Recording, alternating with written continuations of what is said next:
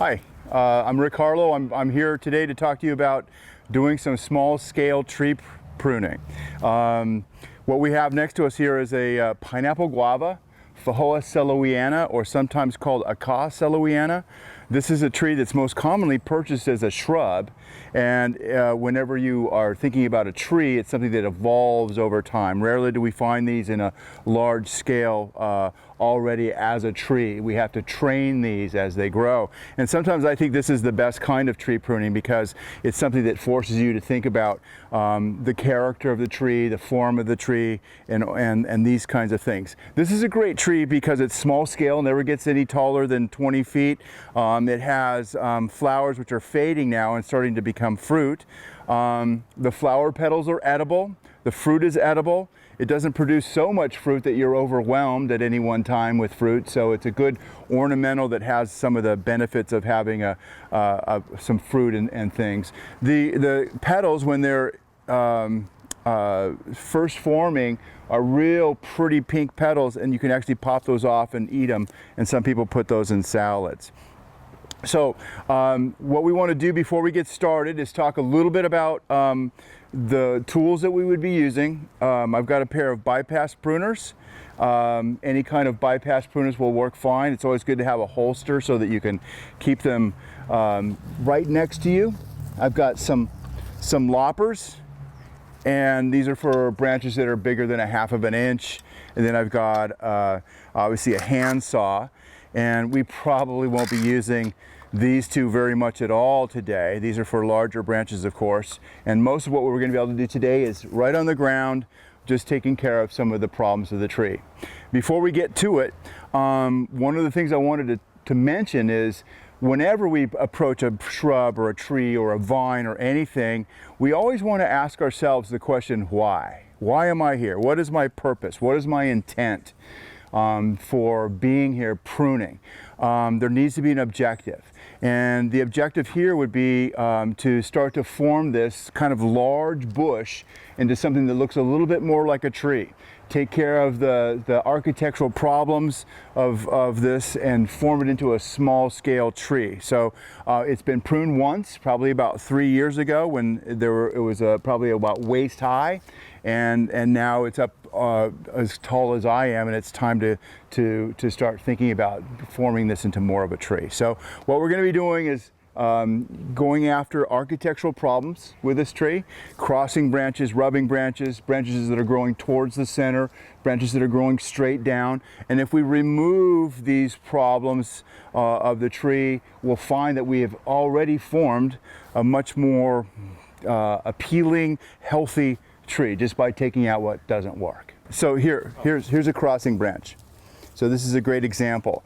So if we were to follow this branch out, we would see that this is getting in this guy's getting into this guy's territory, and they're crossing. So as these get older, those will always be in place. And look, you've got one right here that's just laying on top of the other one. Here's another example of crossing branches here. So these are competing for real estate.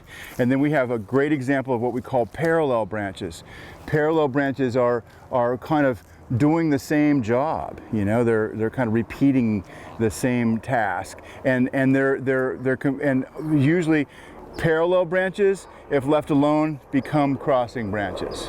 And so those are things that we would want to deal with. Branches growing towards the inside of the tree. Here's a classic example of that right here. So here's a branch starting right here, and it's heading right towards the center of the tree. This creates a real kind of a confusing thicket like a look inside your tree, and kind of alleviates that ability to be able to see the branching structure of the tree. We have examples here and here of branches that are heading right towards the ground. And so when we're thinking about trees, we're trying to alleviate that kind of look. You know, so there's things that we talk about when we're pruning trees to the point of being monotonous. architectural problems. We'll always talk about that. So if you're worried about what to do, it's much easier to find what's wrong with the tree and deal with that. And usually what's left behind at the result of dealing with what's wrong with the tree, you have a nicely formed tree.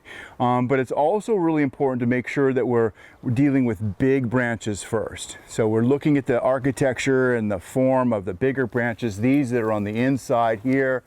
We're looking at these first to see if there's any of these that can be improved upon, because what we don't want to do is fuss with smaller things and realize that the whole branch needed to be taken off, so we're wasting time on details. So bigger to smaller, always the protocol, and then taking care of what's wrong with a tree. Here we have some crossing branches, right? And so when we're dealing with that, we're trying to think, okay, well, which one of these stays and which one goes? Okay, my thinking is that this branch, which is kind of going straight up and then flopping out into the canopy, is probably a good candidate for removal. And if I look at it here, if we take this whole branch off, this smaller branch that's growing towards the inside will be taken care of as well. So the bottom line is that this branch I'm wiggling now will stay on the tree, and then this one will go. Okay, so I'm going to come in here and I'm going to go all the way down to where it joins, and I'm going to take it off. Okay. Now I'm left with parallel branches, and so we can see that in this situation we've got 1, 2, 3 branches that are kind of taking off in the same direction. This one's kind of on its own. What I would typically do in a situation like this is take out the middle one, leaving this one and this one to have their own space. Okay, and then look, let's go around and see if we can find any more examples of, here's a branch right here that it's just a little guy, and it's kind of coming up straight up and then coming over here and bumping into this main branch here. So this would be a candidate for removal here. Dead branches, ones that are dried and dead, have probably been shaded out over time. Those are always candidates for removal. So we see, anytime we go in there and we see dead branches, if I look in here and I wiggle this thing growing towards the center, take this one out. Okay. We're getting into some competing or parallel branches here. This one's kind of growing straight up. We want it to grow out and up. So we start taking these out. We instantly are exposing crossing branches here. So sometimes when you're pruning, you prune out one thing and you expose another problem that was right underneath. And this happens all the time.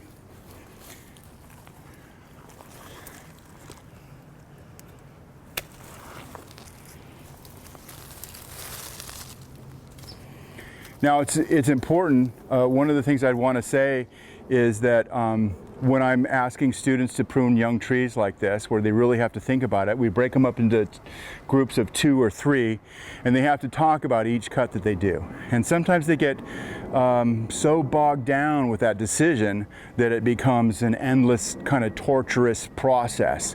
And it's good to bring out the point that, you know, as long as you're keeping these rules and these things about looking for problems, sometimes you might make a mistake. Sometimes you might take out the wrong one, and everything's going to be fine. So we want to make sure that we keep these in mind, but we don't get too bogged down with these choices.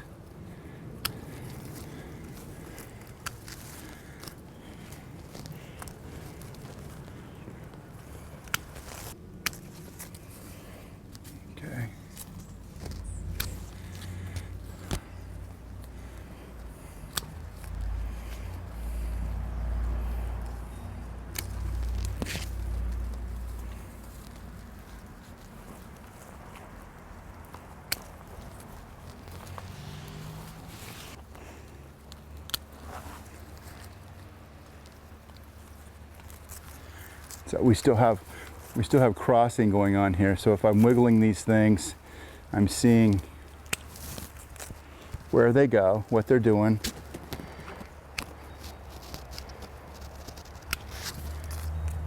This is a real confusing area right here. Do you see this? So we've got a double fork. This is forking here. And so we have to kind of figure, well, what part of this is the most appropriate. So sometimes I'll wiggle these, I see how they interact with each other. Sometimes it's something that's almost automatic if you've been doing it a long time. So I'm gonna come back and take this guy off. And of course that exposes some other issues in here. So obvious, when it's dead, it's time to take it out.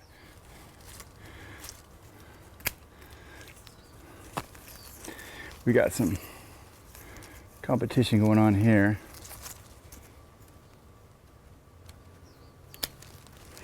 This is getting pretty confusing in here. We've got forks that are crossing each other here, so there's all kinds of confusion. So sometimes it comes down to just opening that up.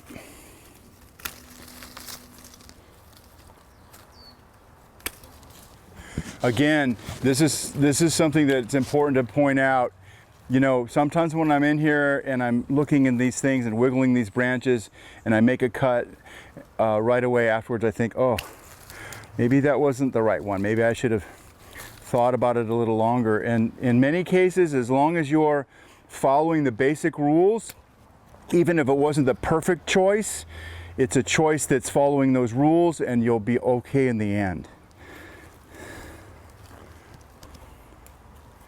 This one's kind of growing down. We kind of, as a tree, we try to skirt things up a little bit so we don't have things touching the ground so much. This one's going towards the ground, as is this one. We've got this is a classic crossing situation here. See this? So we have to make a call. I'd try to keep the big guy in place. Take out this smaller one here. Cut at this fork here, we have one going towards the ground, one that's going up a little more. I'll take the one going towards the ground off.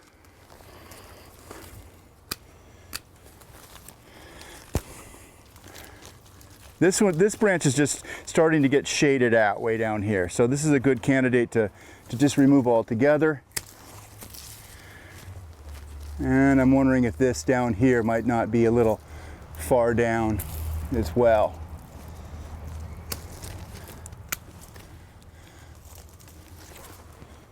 Okay.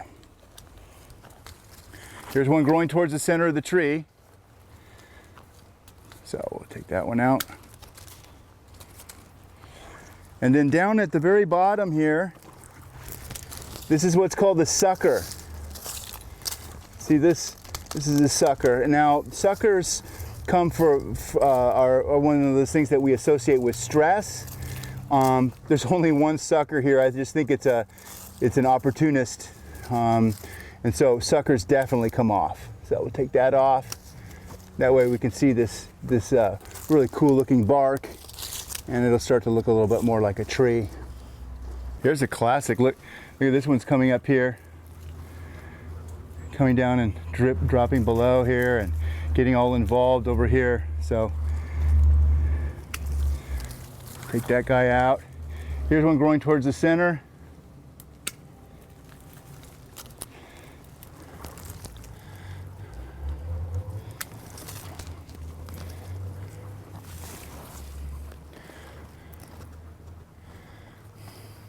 We have to start thinking about the 1/3 rule, which is never remove more than 1/3 of the foliage at any one time. So it's always okay to walk away. So we're almost to that point now. So if I look back, come back and look at this tree, seems like there's a few branches that are a little out of place, like this one.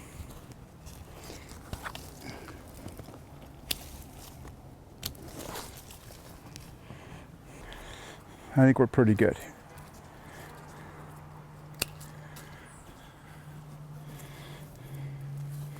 Trying to keep these potential future collisions from happening, but I think we're pretty good. So it looks like it took us about 18-20 minutes to prune this tree. If you look around at the base, there's a little bit of debris. We never want to take more than 30% out.